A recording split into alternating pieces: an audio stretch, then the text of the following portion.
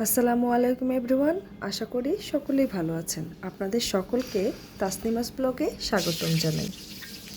আজকে ছোট্ট একটি ব্লগ আপনাদের সাথে শেয়ার করার জন্য চলে আসলাম। সকালেই আমি সিম্পল একটা ব্রেকফাস্ট দিয়ে শুরু করেছি, তারপর রান্নায় চলে গেলাম।